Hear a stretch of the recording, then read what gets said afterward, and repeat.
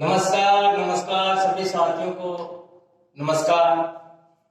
तो साथियों, हमने बात कर रहे थे अपने भारत के भौतिक प्रदेश की, कर ली, जलवायु भी कर ली। तो हमने भारतीय भूगोल की बात कर रहे हैं। 2 दिन से आपको क्लास नहीं दे सका क्योंकि मैं कुछ काम के लिए बाहर गया हुआ। तो हमने मृदा कर ली। मृदा से जुड़ा हुआ जो टॉपिक, अपने जलवायु से जुड़ा हुआ जो टॉपिक, अपना भौतिक प्रदेश से जुड़ा हुआ जो टॉपिक है, अपना ऋतु से जुड़ा हुआ जो टॉपिक अपना, उससे जुड़ा हुआ, और जब तक आप वो तीनों चारों टॉपिक कर लेते हो तो उसके बाद आपको एक टॉपिक और आता है सामने, वनस्पति। वनस्पति, भारत की वनस्पति में वन्य जीव, जो आपको बहुत ही अच्छी तरह से समझ आएगा। क्यों आएगा अच्छी तरह से समझ? क्योंकि आपने भौतिक प्रदेश कर लिए, जलवायु कर दी। जलवायु किसके अंदर है? जलवायु कैसे प्रभावित होता है अपने, जैसे वनस्पति है वो अलग अलग जलवायु में अलग अलग प्रकार से पाई जाती है, अलग अलग भौतिक प्रदेश में अलग अलग प्रकार से पाई जाती है। फिर दोस्तों हम बात करते हैं अपने मृदा की। तो मृदा की से बात करते हैं कि जैसे आपने देखा होगा कि मृदा, तो मृदा पर ज्यादा उपजाऊ है तो वहां पे ज्यादा वन पाए जाएंगे, वनस्पति पाई जाएगी। फिर बात करते हैं ऋतु। ऋतु के हिसाब से जैसे पतझड़ आएगा वो भी आएगा, जैसे हम अदर पतझड़ या फिर अपने शुष्क कटिबंधीय करेंगे उसके अंदर हमारे ये आएगा। तो दोस्तों इस प्रकार हम आज जो करने जा रहे हैं वो टॉपिक है भारत की वनस्पति। भारत की वनस्पति, भारत की वनस्पति की बात करने जा रहे हैं दोस्तों अपने भारत की वनस्पति। दोस्तों भारत की वनस्पति जो है वो अलग अलग क्षेत्रों में अलग अलग प्रकार से पाए जाते हैं। तो आपने देखा होगा कि, थोड़ा सा मैं इसके बारे में बता देता हूं, हमारा जो पृथ्वी है, जो हमारी पृथ्वी है, वो जो हमारे मनुष्य या प्राणियों को रहने का एक उच्चतम स्थान है, क्योंकि यहाँ पे ऑक्सीजन भरपूर मात्रा में हमको मिलती है। बोलूं तो हर प्रकार की सुविधा, हर प्रकार का खान पान जिससे हम जीवित रह सके, वो हमें सभी प्रकार के पदार्थ, सभी प्रकार के लवणीय पदार्थ, सभी प्रकार की ऑक्सीजन जो भी चाहिए हमको जीवन यापन करने के लिए पृथ्वी पर मिल जाता है। इस प्रकार पृथ्वी पर हर प्राणी निर्भर करता है कि पृथ्वी पर ही जीवन बहुत ही ज्यादा उत्तर, जैसे आपने देखा होगा जो पृथ्वी है उस पर ही हमारा जीवन संभव है। तो दोस्तों पृथ्वी पर बात कर ली मैंने। फिर आपने देखा होगा कि जो मनुष्य होता है, मनुष्य अपने जीवन यापन करने के लिए कुछ वनस्पतियों पर निर्भर होता है। बोलूं कि जैसे हमें ऑक्सीजन चाहिए जीवित रहने के लिए, तो वो हमें पेड़ पौधे देंगे। अगर जल चाहिए, जब पेड़ पौधे आपके पास होंगे हमारे पृथ्वी पर, तो अपने जैसे अपने करते थे, जैसे अपने पहली दूसरी या तीसरी क्लास में जब बात पढ़ते थे, मेगा वर्ष ऐसे पेड़ पौधों की बात करते थे। जहां तक हरियाली ज्यादा होगी और प्रकृति खुश होगी तो वर्षा भी आएगी और हमारे जो आसपास की सभी जो प्रकृति है वो अपने बहुत अच्छी रहेगी। तो इस प्रकार क्या है कि पेड़ पौधे बहुत ही जरूरी है अपने लिए, वनस्पति। उसके बाद मैं बात करूं कि शेषावस्था से लेकर मृत्यु तक, यानी जैसे हमारे जीवन स्टार्ट होता है और मरण तक, जीवन से मरण तक हमारी जो प्रकृति है वो हमारे साथ रहती है और हमें जीवित रखती है। जो प्रकृति के साथ खिलवाड़ करता है उसको जो मुआवजा है वो भुगतना ही पड़ता है। तो दोस्तों इस प्रकार प्रकृति। फिर मैं बात करता हूं कि हमारे जो वन जो नीति है, वन की नीति है, उसके अंतर्गत राष्ट्रीय वन नीति है, उसके अंतर्गत 1952 में यह कह दिया गया, ये निश्चित कर दिया गया कि जो हमारे भारत की सारी भूभाग जितना भी है उस पर कम से कम 33%, लगभग 33%, बोलो तो 1/3 भाग वनस्पति होनी चाहिए या वन होने चाहिए। लेकिन भारत की जनसंख्या बढ़ रही है और भारत की जनसंख्या बढ़ रही है, हर नागरिक की जरूरतें भी बढ़ रही है। तो वो क्या करता है, जो अपनी जरूरतों को, अपने जीवन यापन करने के लिए, अपने घर को बनाने के लिए, अपने जो जीवन स्तर को बढ़ाने के लिए वनस्पति पर निर्भर हो रहा है। जैसे मकान बना रहा है तो वनस्पति पर निर्भर है, जैसे घर पे चूल्हा बना रहा है तो उसको लकड़ियों पर निर्भर है, यानी कार्बन जो भी है बनता है लकड़ियां जरूरी है। तो इस प्रकार क्या है कि भारत की जनसंख्या को देखते हुए लगभग 24.16% जो देखा जाए वन हमारे भारत के भूभाग पर है। लेकिन सरकार ने जो हमारे राष्ट्रीय वन नीति है उन्होंने कह दिया 1952 में, 1988 में भी कहा था, 1952 में कह दिया कि 33% 1/3 भाग है वो वनस्पति होने चाहिए। ठीक है दोस्तों, इस प्रकार मैंने आपको ये बताया। फिर मैं बात करता हूँ जैसे तापमान की बात करते हैं, अपने बात करते हैं मौसम की, हम बात करते हैं मानसून की, मैं बात करता हूँ अपने भौतिक प्रदेश की। तो जो तापमान है वो भी हमारे वनस्पति को प्रभावित करते हैं, जो वर्षा है वो भी अपने वनस्पति को प्रभावित करते हैं, समुद्र की ऊंचाई है वो भी हमारी वनस्पति को प्रभावित करती है, हमारे जैविक कारक है वो भी वनस्पति को प्रभावित करते हैं।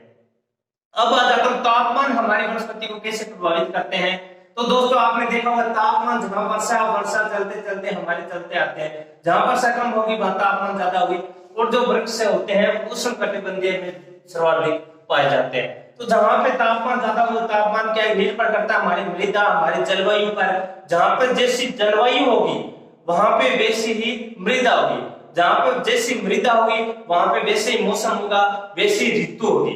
तो वैसी ऋतु मौसम जलवायु होगी और वैसे हमारा प्रदेश होगा, वैसे हमारी वनस्पति होगी। तो इस प्रकार क्या है तापमान पर भी निर्भर करता है। फिर मैं बात करता हूं हमारे समुद्र की ऊंचाई पर। तो समुद्र की ऊंचाई पर चलते जाएंगे, हमारे जैसे हिमालय पर आ जाते हैं, हिमालय को कौन सा बोलते हैं, पर्वतीय वनस्पति बोलते हैं। तो जैसे समुद्र की ऊंचाई पर चलते जाएंगे तापमान में कमी आती जाएगी और जो वनस्पति है वन है उनमें निरंतर क्या है परिवर्तन आता जाएगा और अलग अलग क्षेत्रों में अलग अलग प्रकार के वनस्पति पाए जाएगी या वन पाए जाएगी।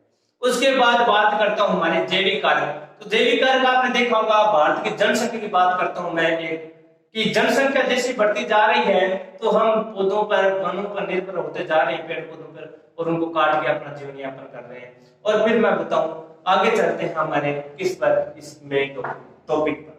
जो मैंने ये समझाया थोड़ा आपको समझाया है कि ताकि आपको समझ में आए वनस्पति क्या है और वनस्पति इन 3-4 टॉपिकों से कैसे जुड़ा हुआ है। जियोग्राफी भूगोल ऐसा ही है विषय है जिसको आप नंबर वाइज करोगे तभी आपको समझ आएगा। हम उठा सकते हैं आगे प्रवहन, लेकिन प्रवहन से पहले हमें ये वनस्पति करते हैं क्योंकि हमने मृदा कर दी, उसके बाद हम वनस्पति करते हैं।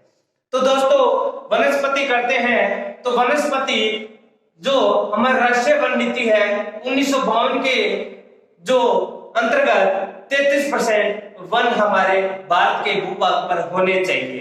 लेकिन एक और वन नीति बनी हमारी राष्ट्रीय वन नीति 1988 में, उसमें भी ये प्रावधान किया गया कि जो हमारे भारत भूभाग पर है 33% वन पाए जाने चाहिए। लेकिन फिलहाल 24.16 समथिंग 24.16 जो है 24.16% जो है हमारे भारत में वनस्पति पाई जाती है। तो दोस्तों अपने बात करते हैं आप वर्षा के आधार पर। वर्षा के आधार पर बात करूं दोस्तों मैं भारत की जलवायु की, तो हम औसत ऊंचाई मान के चलते हैं। जैसे औसत ऊंचाई मान के चलते हैं, कोई भी औसत ऊंचाई मान के चलते हैं अपने। जैसे औसत ऊंचाई मान लो, समुद्र से ऊंचाई कितनी है दोस्तों, औसत ऊंचाई मान लूंगा अपने कितनी है 900 मीटर। मैंने औसत ऊंचाई मान ली दोस्तों 900 मीटर। 900 मीटर औसत ऊंचाई मान ली। फिर हम देखते हैं वर्षा के आधार पर। वर्षा के आधार पर देखता हूं दोस्तों, ये देखो वर्षा के आधार पर कैसे भिन्नता पाई जाती है। अब देखो वर्षा के आधार पर देखो दोस्तों कैसे विभिन्नता पाई जाती है। तो अपने बात करते हैं वर्षा के आधार पर। तो दोस्तों वर्षा के आधार पर बात करूं मैं, अब मैं बात करने जा रहा हूं उष्णकटिबंधीय। तो दोस्तों उष्णकटिबंधीय जब बात करते हैं तो मैंने भारत का परिचय करवाया था, उसमें उष्णकटिबंधीय और शीतोष्णकटिबंधीय मैंने आपको बताया था। अगर जो फिलहाल जो नए जुड़े हैं उनको बता दूं मैं उष्णकटिबंधीय और शीतोष्णकटिबंधीय क्या होते हैं। तो थोड़ा सा समय लगेगा समझना कि जैसे ये मानो अपनी पृथ्वी है, ये पृथ्वी है, पृथ्वी के बीच से ये जो पृथ्वी है इसके बीच में से एक अपने भूमध्य रेखा गुजरती है, विषुवत रेखा। भूमध्य रेखा ये गुजरी, भूमध्य रेखा। जो भूमध्य रेखा है वो 0 डिग्री है, उस पर अक्षांश पर है। फिर मैं बात करूं ऊपर चलते हैं, तो ऊपर एक रेखा आती है अपने, जिसको बोलते हैं कर्क रेखा, जो हमारे भारत के बीचों बीच से गुजरती है। जो ये कर्क रेखा है ये 23.5 डिग्री अक्षांश पर है, यानी बोलूं 23.5 डिग्री अक्षांश उत्तर पर कर्क रेखा है। फिर मैं नीचे चलूं तो दोस्तों यहाँ पे एक आपके रेखा आती है, उसका नाम बोलते हैं मकर रेखा। मकर रेखा ये भी 23.5 डिग्री 23.5 डिग्री दक्षिण अक्षांश है। तो दोस्तों अब मैं बताने जा रहा हूं आपको कि उष्णकटिबंधीय और शीतोष्णकटिबंधीय क्या होता है। तो दोस्तों आप थोड़ा यहाँ पर ध्यान रखना, जो आपका ये दिया हुआ है ये बात, जो कर्क रेखा और मकर रेखा के बीच में, जहां पर भूमध्य रेखा भी इनके बीच में आ जाती है, ये देखो दोस्तों, ये जो क्षेत्र है ये उष्णकटिबंधीय है। बोलो उष्णकटिबंधीय है तो मकर और कर्क रेखा के बीच में जो भी क्षेत्र है, या बोलो भूमध्य रेखा, कर्क रेखा और मकर रेखा के बीच में जो भी क्षेत्र है वो उष्णकटिबंधीय क्षेत्र है। और इसके ऊपर जो आ जाएगा उत्तर या दक्षिण में, बोलो कर्क रेखा के उत्तर में, मकर रेखा के दक्षिण में जो भी हिस्सा है वो कहलाता है आपका शीतोष्ण कटिबंध। तो ये आप समझ गए होंगे, ये थोड़ा सा आपको बताया गया। तो अब बात करते हैं वर्षा के आधार पर। वर्षा के आधार पर बात करूं दोस्तों मैं, तो आपके पास एक नाम आता है उष्णकटिबंधीय वर्षा वन। ये कैसा होता है? उष्णकटिबंधीय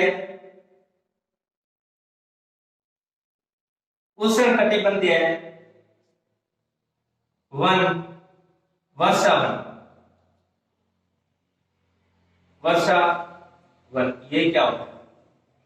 तो आपने देखा होगा दोस्तों कि उष्णकटिबंधीय वर्षा वन क्या होता है। तो उष्णकटिबंधीय जो वन है, वर्षा वन है, इनमें जो वर्षा होती है वो लगभग आपको बता दूं मैं 200 सेंटीमीटर से अधिक होती है। 200 सेंटीमीटर से अधिक होती है।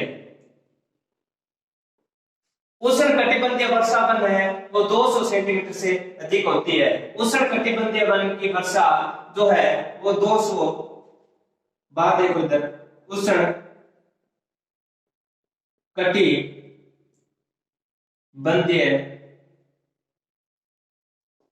वर्षा वन बात करते हैं। जो इसकी वर्षा सीमा है वो अपने हैं दोस्तों 200 सेंटीमीटर से अधिक। अलग में 170 भी लिखा हुआ है, लेकिन आपको 200 सेंटीमीटर से अधिक करना है। जो उष्णकटिबंधीय वर्षा वन है ये अपने बोलूं तो कर्क रेखा से नीचे है, बिल्कुल है कर्क रेखा, या कर्क रेखा से नीचे है, विषुवत रेखा के बीच में या मकर रेखा के बीच में है। तो दोस्तों ये जो उष्णकटिबंधीय वर्षा वन है, इसमें जो वर्षा होती है आपके वो 200 सेंटीमीटर से अधिक होती है। 200 सेंटीमीटर से अधिक होती है। और ये जो भूभाग अपने भारत में है वो कितना क्षेत्रफल, ये अपने भूभाग का गहराव। तो ये जो है ये अपने भारत के, ये जो है अपने भारत के भूभाग का 8% भाग अपने भारत में है। पहली बात, उष्णकटिबंधीय वर्षा वन क्या है, ये इसमें 200 सेंटीमीटर से अधिक वर्षा होती है और ये अपने भारत के भूभाग पर 8% भाग किसका है, उष्णकटिबंधीय वर्षा वन का है। जो इसमें वन होते हैं वो होते हैं सदाबहार वन। जो इसमें वन होते हैं दोस्तों वो होते हैं अपने सदाबहार वन। सदाबहार वन, ये सदाबहार वन क्या होते हैं दोस्तों? सदाबहार वन ये है कि वहां पे वर्षा होती रहती है 200 सेंटीमीटर तक, और वहां का जो वन है वो जड़ें अपने पूर्णतः अपने प्रकृति, अपने पृथ्वी के साथ जोड़ देता है, भूमि के साथ। और ये क्या होता है, निरंतर क्या है कि ये मोटी जो होती है ना, चौड़ी पत्ती वाले, यानी पौधे पाए जाते हैं वो चौड़ी पत्ती वाले पाए जाते हैं। चौड़ी पत्ती वाले पौधे, चौड़ी पत्ती वाले पौधे इसमें पाए जाते हैं। चौड़ी पत्ती वाले पौधे किसमें पाए जाते हैं? अपने उष्णकटिबंधीय वर्षा वन में पाए जाते हैं। और ये इसको कहते हैं सदाबहार वन। ये क्या होते हैं कि जो प्रकृति की जो ऑक्सीजन कार्बन डाइऑक्साइड जो हमसे प्राप्त करता है वो नीचे जल ग्रहण करता है, बूंदे ग्रहण करता है, चौड़ी पत्ती होती है और ये क्या करता है उनको ग्रहण कर लेता है और ये हमेशा क्या होता है हरा भरा रहता है और हमेशा ये सदाबहार बोला जाता है उसको। जो ये वन होते हैं वो कहाँ पाए जाते हैं ज्यादा? ये वन अपने पाए जाते हैं जायरे बेसन और अमेजन बेसन में पाए जाते हैं। जायरे बेसन कहाँ पाए जाते हैं? जायरे बेसिन और अमेजन बेसिन में पाए जाते हैं। अब दोस्तों ये हो गई अपनी बात किसकी? उष्ण कटिबंधीय वर्षा वन, जहाँ पे 200 सेंटीमीटर से अधिक वर्षा होती है। और कौन सी वर्षा की बात में कर रहे हैं? यहाँ पे 8% जो है अपने भारत के भूभाग पर यह उष्ण कटिबंधीय वर्षा वन पाया जाता है, जिसमें सदाबहार वन पाया जाता है और चौड़ी पत्तियों वाले पौधे पाए जाते हैं, वन पाए जाते हैं। और ये जो ज्यादातर है वो कहाँ पाए जाते हैं? जायरे बेसिन और हमारे अमेजन बेसिन में पाए जाते हैं, अमेजन बेसिन में पाए जाते हैं। दोस्तों बात करता हूं आगे इसके आधार पर दूसरी कड़ी की बात करता हूं। दोस्तों दूसरी कड़ी पर आता हूं तो दोस्तों एक नाम आता है आपके पास। दूसरी कड़ी की बात करूं, यहां पे नाम आएगा आपका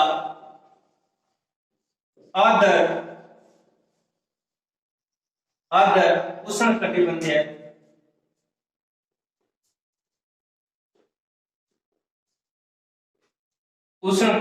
वर्षा। आर्द्र उष्ण कटिबंधीय वर्षा की बात करता हूं दोस्तों, इसमें जो वर्षा होती है अपने वो कितनी होती है? इसमें जो वर्षा होती है अपने वो होती है दोस्तों 100 सेंटीमीटर से अधिक। 100 सेंटीमीटर से अधिक होती है दोस्तों। अब मैं बात करता हूं कि ये कहां पे है, कैसे है। तो दोस्तों इसकी बात करता हूं मैं इसकी आर्द्र उष्ण कटिबंधीय वर्षा में। इसमें आपको बता दूं जो क्या होता है क्या नहीं। इसमें जो होता है पतझड़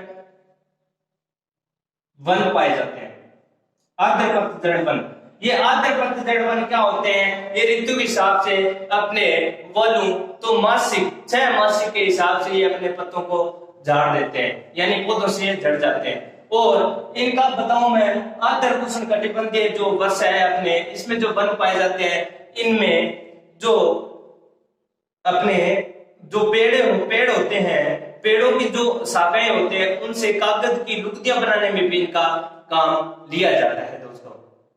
अब उष्ण कटिबंधीय हमने बात करें अपने आर्द्र उष्ण कटिबंधीय वर्षा, इसमें 100 सेंटीमीटर से अधिक वर्षा होती है और इसमें पतझड़ वाले वन पाए जाते हैं। आर्द्र पतझड़ जो यानी कि ऋतु के हिसाब से इसमें पत्ते झड़ते रहते हैं। अब आगे बात करूं मैं दोस्तों एक और आपके कटिबंधीय है जिसका नाम मिलता है शुष्क कटिबंधीय। कौन सा? शुष्क कटिबंधीय। शुष्क कटिबंधीय, शुष्क उष्ण कटिबंधीय वर्षा। अब ये क्या है? जो शुष्क उष्ण कटिबंधीय वर्षा वन है इसको मरुस्थलीय उष्ण कटिबंधीय वर्षा वन भी कहा जाता है दोस्तों। जो इसमें वर्षा होती है दोस्तों वो अपने होती है 50 सेंटीमीटर से कम होती है। जो हमारे आगे बात करेंगे अपने इधर और उष्ण कटिबंधीय जो हमारे आएगा आगे सवाना वृक्ष, यानी उष्ण कटिबंधीय सवाना वन या सवाना वृक्ष। उसमें जो बारिश होती है आपके उष्ण कटिबंधीय सवाना वर्षा वन। ये जो आपका है उष्ण कटिबंधीय सवाना वर्षा वन है, इसमें क्या होता है दोस्तों? इसमें जो आपको पाया जाता है वो 100 सेंटीमीटर से 50 सेंटीमीटर तक क्या होती है? वर्षा होती है। और जो शुष्क उष्ण कटिबंधीय वर्षा वन है दोस्तों इसमें अपने 50 सेंटीमीटर से कम वर्षा होती है। इसमें सवाना घास पाया जाता है, सवाना घास इसमें पाया जाता है। कहां पे? उष्णकटिबंधीय सवाना घास में जो वर्षा होती है वो आपकी 100 सेंटीमीटर से लेकर 50 सेंटीमीटर तक होती है। अब जो सवाना घास है दोस्तों, इसमें आपको बता दूं, इसमें मोटी घास पाई जाती है, मोटी घास इसमें पाई जाती है।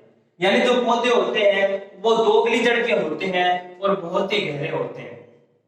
इस जो ये पाए जाते हैं, ये अपने ऑस्ट्रेलिया का एक मैदान है, वहां पे पाए जाते हैं कंगारू सवाना घास। ऑस्ट्रेलिया का एक मैदान है, ऑस्ट्रेलिया का एक मैदान है दोस्तों, वहां पे जो वन पाया जाता है, वहां पे मैदान में, वो आपका नाम मिलता है कंगारू सवाना घास।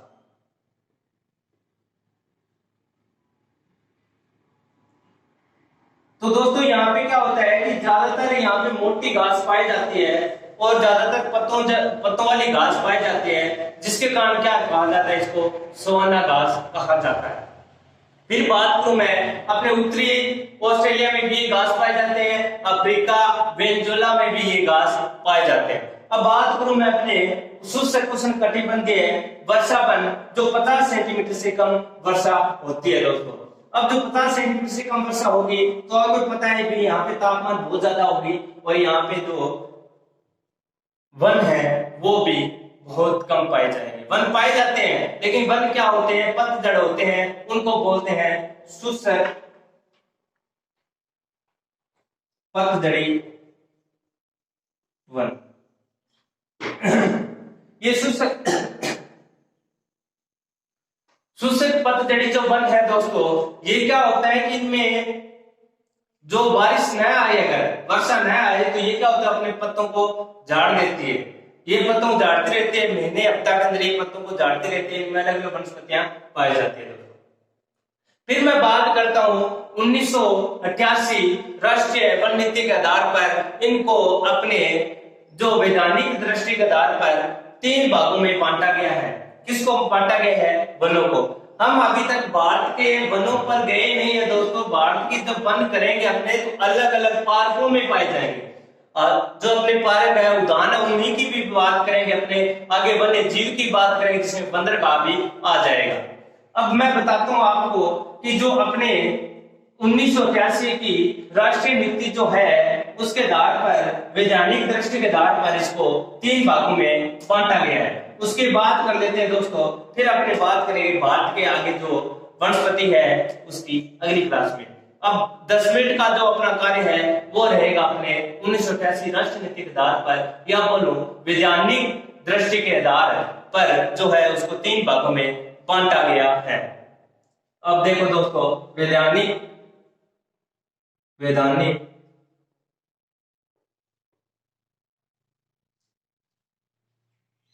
दृष्टि के आधार पर, वर्षा के आधार पर कर लिया हमने। कितने भागों में बांटा गया है? 3 भागों में बांटा गया है। कितने भागों में बांटा गया है दोस्तों? 3 भागों में बांटा गया। बात करते हैं 3 भाग कैसे। 3 भाग की बात करूं दोस्तों मैं, 3 भागों की बात करूं दोस्तों मैं, तो 3 भाग कुछ इस तरह से है। आपने देखा होगा कि कुछ जो वृक्ष होते हैं या फिर नर्सरी बोलूंगा अपने, तो भारत के सरकार के अधीन होती है। सरकार चाहे तो उसमें जो वन है कटवा सकते हैं, उनमें घास है तो उसमें पशुओं को चरा सकते हैं। तो उसकी बात मैं अब करने जा रहा हूं। उसके बाद हम आगे वनों की बात करेंगे। अब एक वन आता है वैज्ञानिक दृष्टि के आधार पर 1988 राष्ट्रीय नीति के आधार पर, तो यहां पे आपका आता है आरक्षित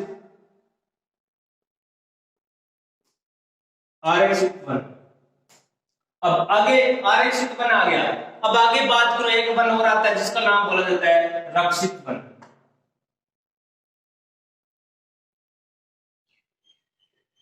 रक्षित वन आगे और बात करूं दोस्तों, तो अपना तीसरा वन आता है जिसका नाम क्या आता है अपने कौन पहला आरक्षित वन, रक्षित वन। जो अपना अगले आएगा उसको बोला जाता है अवर्गीक वन।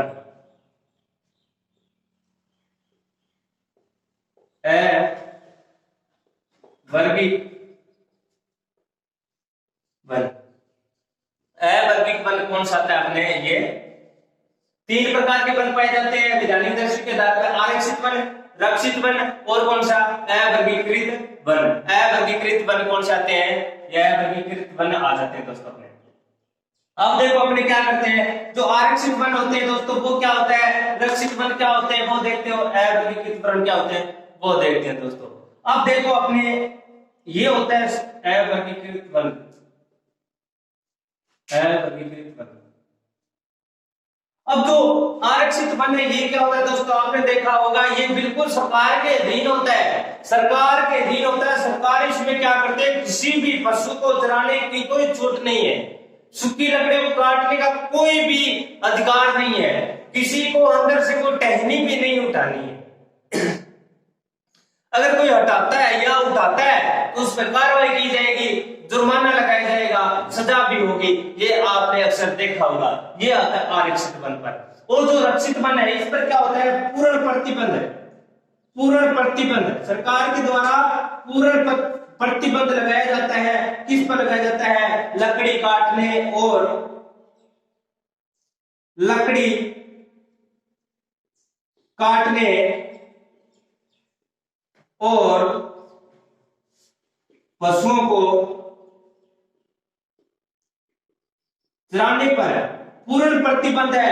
कोई भी इसमें कोई भी नहीं जाएगा, जाएगा तो लकड़ी नहीं उठाएगा, ना ही पशुओं को चराएगा। और जो रक्षित वन आ जाता है दोस्तों ये क्या है, रक्षित वन ये है कि सरकार की अनुमति होगी आपको, इसमें कुछ आप सरकार छूट दे सकती है, अनुमति दे सकती है। जो नागरिक उसके शहर के उस वन के आसपास वनस्पति जो नर्सरी है उसके आसपास जो भी रह रहे हैं उनको कुछ आरक्षण दे सकती है, या बोलूं तो अनुमति दे सकती है कि आप जाओ जो उसमें सूखी लकड़ियां हैं उनको तोड़ के आप प्रयोग में ले लो। या फिर बोल सकते हैं कि कुछ हिस्सा है उसमें घास ज्यादा हो गया है वर्षा आने के कारण, तो आप उनमें अपने भेड़ बकरियां या फिर पशु चरा सकते हो। और वो कुछ अनुमति होती है कुछ समय के लिए, फिर उसको बंद कर दिया जाता है। ये क्या होती है, अनुमति, सरकार की अनुमति के आधार पर, अनुमति के आधार पर, यानी इसमें चरा सकते हैं गायों को, पशुओं को, और लकड़ी भी, सूखी लकड़ी भी काट सकते हैं। अब बात करता हूं अवर्गीकृत वन।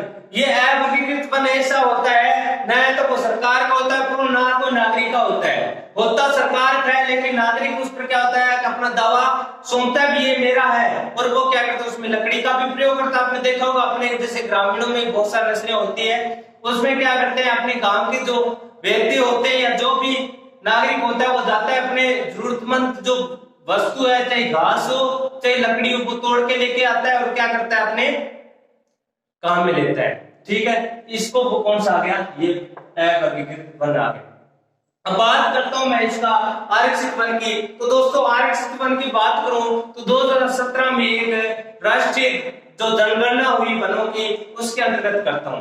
उसमें क्या है कि 2017 में एक वन रिपोर्ट आई, 2017 में एक वन की रिपोर्ट आई दोस्तों, वन की रिपोर्ट आई तो उसमें पता लगाया गया कि आरक्षित वन कितने हैं। तो उसमें देखा गया 4,34,705 वर्ग किलोमीटर में क्या है आरक्षित वन घिरा हुआ है। कितनों में, 4 लाख दोस्तों, 4,34,705 वर्ग किलोमीटर स्केल में क्या है कि ये घिरा हुआ है।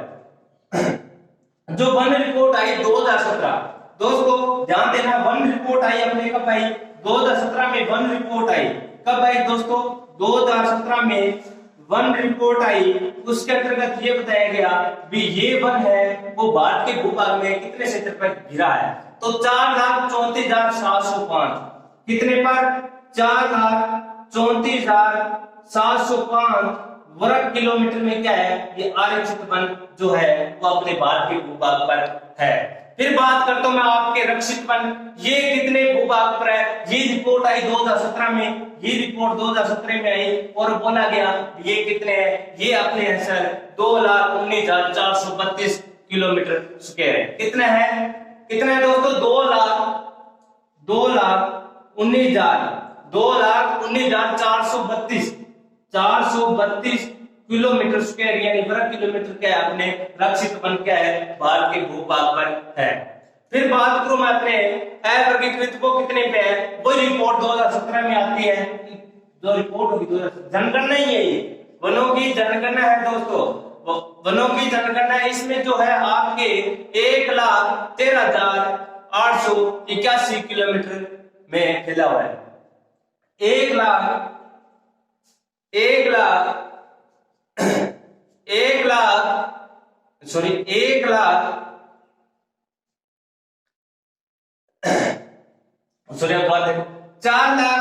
4,34,705 किलोमीटर यानी वर्ग किलोमीटर आरक्षित वन है। फिर बताओ मैं आरक्षित वन आपने 2,19,432 वर्ग किलोमीटर में। दूसरी बात करूं मैं 1,13,881 किलोमीटर वर्ग में, 1,13,881 वर्ग किलोमीटर में अपने क्या है ये अवर्गीकृत वन पाए जाते हैं। फिर मैं बात करता हूँ, ये पूछा जाएगा कि अपने भारत में अलग अलग क्षेत्र में अलग भू आकृतिक क्षेत्र में कौन कौन से वन पाए जाते हैं, कितने % वन पाए जाते हैं।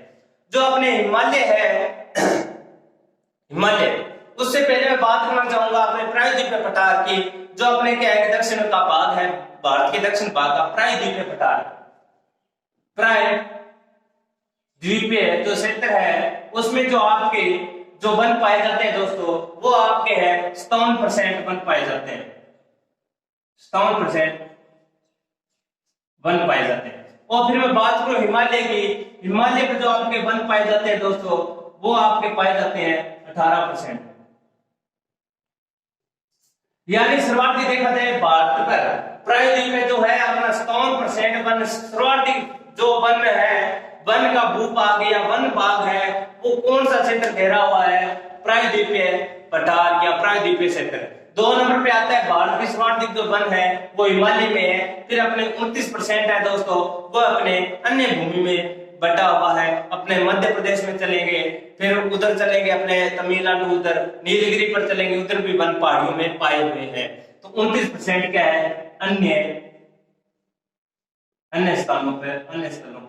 तो दोस्तों ये अपने होगी वनों के कुछ निर्माण या वनों के कुछ भाग या बोलो वनों के प्रकार या बोलो फिर मैं अपने वैज्ञानिक दृष्टि से वनों को श्रेणी कितने श्रेणी में रखा गया है। 1952 की जो राष्ट्रीय नीति है उसकी भी बात होगी, 1988 की राष्ट्रीय नीति वन नीति है उनकी बात होगी। याद रखना दोस्तों जो अपने 1952 की राष्ट्रीय नीति है उसने 1/3 बार अपना वन होना चाहिए भारत के भूभाग पर, और जो 1988 की राष्ट्रीय नीति वन नीति है उसने ये कहा है कि भारत के भूभाग पर 33% वन होने चाहिए। इस प्रकार हमने थोड़ा बहुत उसका विस्तार या परिचय कर लिया हमने वनस्पति का।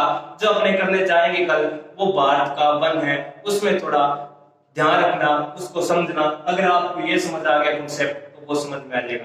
चलो ठीक है दोस्तों, मिलते हैं अगली क्लास में, आप बने रहिए। धन्यवाद।